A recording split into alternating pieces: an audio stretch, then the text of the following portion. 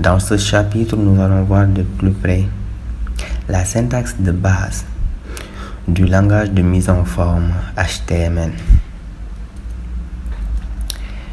À l'issue de ce chapitre, vous serez capable de définir une balise HTML, de l'utiliser correctement, d'en utiliser plusieurs, d'ajouter du contenu là-dessus et d'ajouter aussi des attributs à une balise HTML.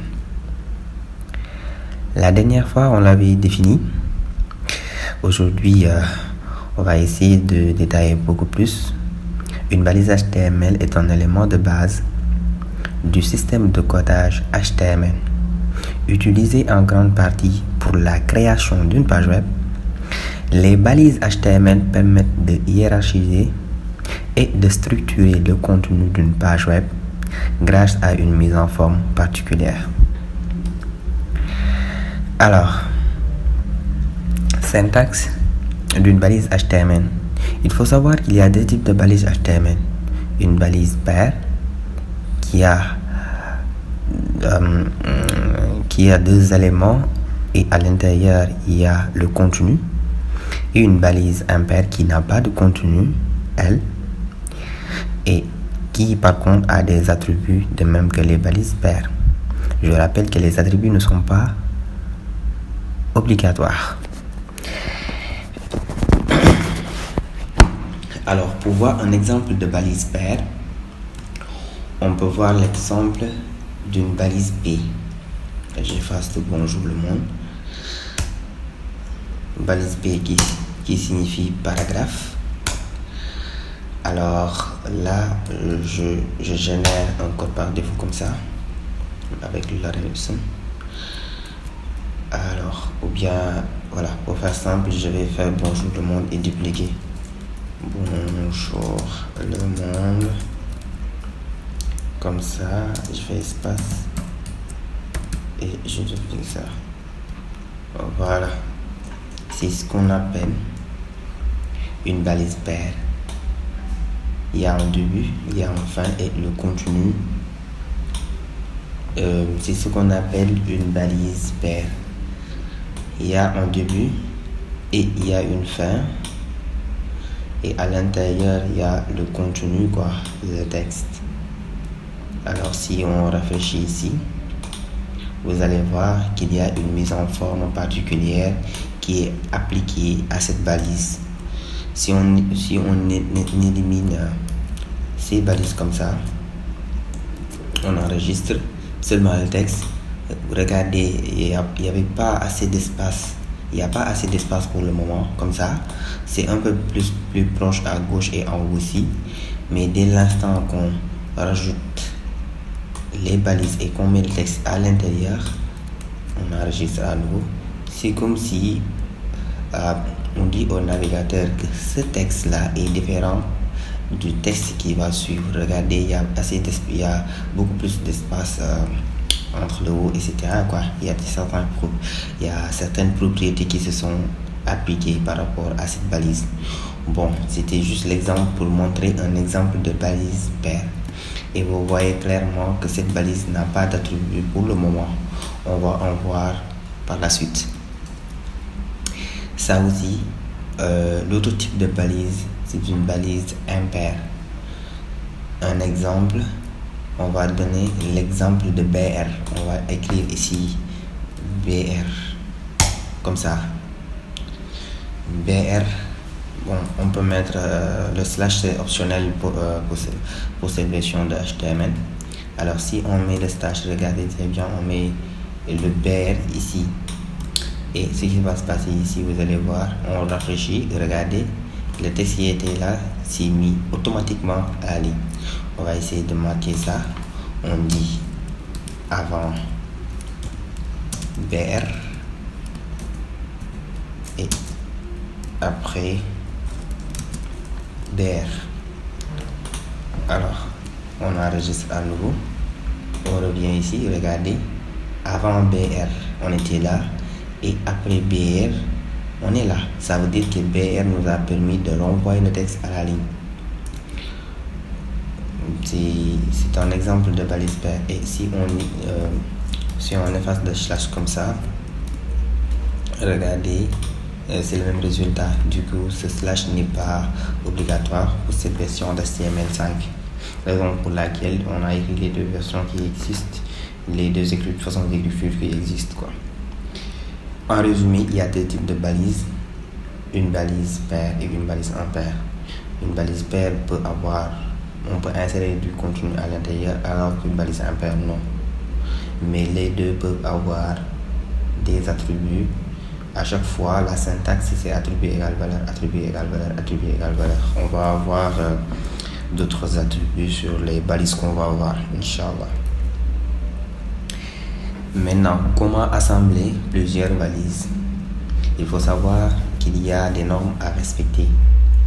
À savoir, comme on l'a dit tout à l'heure, seulement une balise paire peut avoir du contenu à l'intérieur. Alors naturellement, c'est la raison pour laquelle HTML ici est une balise paire.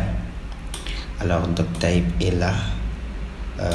Pour une balise impaire, il n'y a pas de souci, on peut le mettre là où on veut, soit. Voilà, ça ne pose pas de problème. Le body maintenant c'est une balise paire, P aussi idem, HTML idem. Maintenant, ce qu'il faut savoir, c'est que si on ouvre une balise paire, on doit la fermer qu'après avoir fermé toutes les balises paires qui sont à l'intérieur.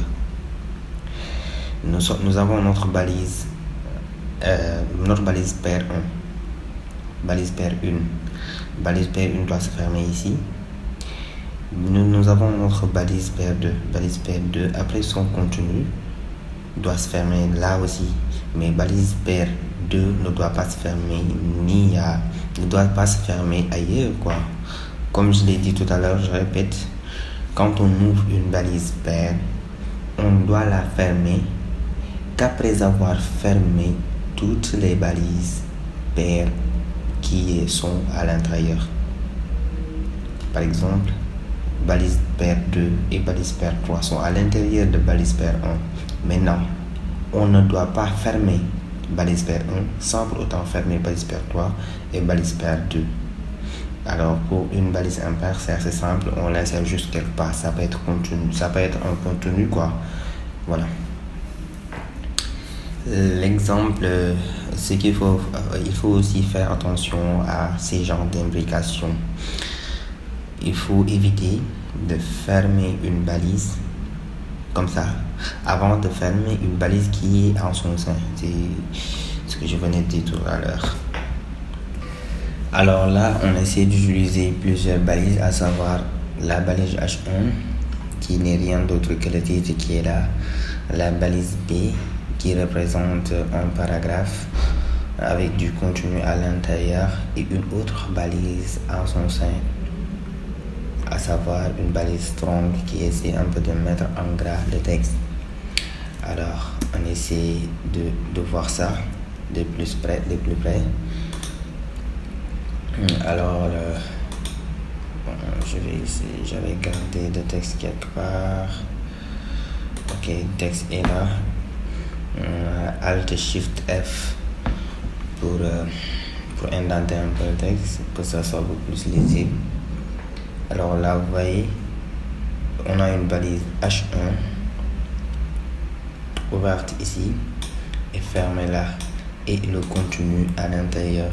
Même chose, on a ouvert la balise B, fermée ici, et le contenu est bien à l'intérieur. De la même manière, on ouvre la balise strong, on doit la fermer ici. Alors on pouvait utiliser par exemple quelque part, par exemple, bon, j'enregistre pour qu'on puisse voir la rendue. Ça donne ça à peu près avec Mohamed Amal qui est un peu en gras. Maintenant ici, si on essaie de mettre ici une balise BR, on enregistre. La balise BR va essayer de mettre à la ligne, de remettre le texte à la ligne. Du coup, l'imbrication doit se faire de cette manière. À chaque fois qu'on ouvre une balise paire, on doit la fermer après avoir fermé toutes les balises paires qui sont à l'intérieur. En gros, c'est ça la syntaxe. Avec, si on respecte cette syntaxe du moins, on doit pouvoir rédiger une page HTML correctement, sans problème. Bon, vous pouvez commettre des erreurs sans pour autant que ça ne se répercute tout de suite sur l'affichage. Par exemple, ici, si on doit, par exemple, supposons qu'on doit fermer ici la balise, c'est-à-dire pour mettre tout le reste en gras comme ça.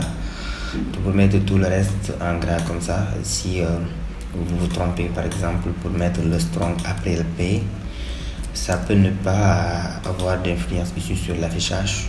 On a toujours la même rendu, mais plus tard, vous allez voir que commettre ces genres d'erreurs peut influer sur beaucoup de choses. En tout cas, c'est à éviter et tout de suite essayer toujours de fermer les balises.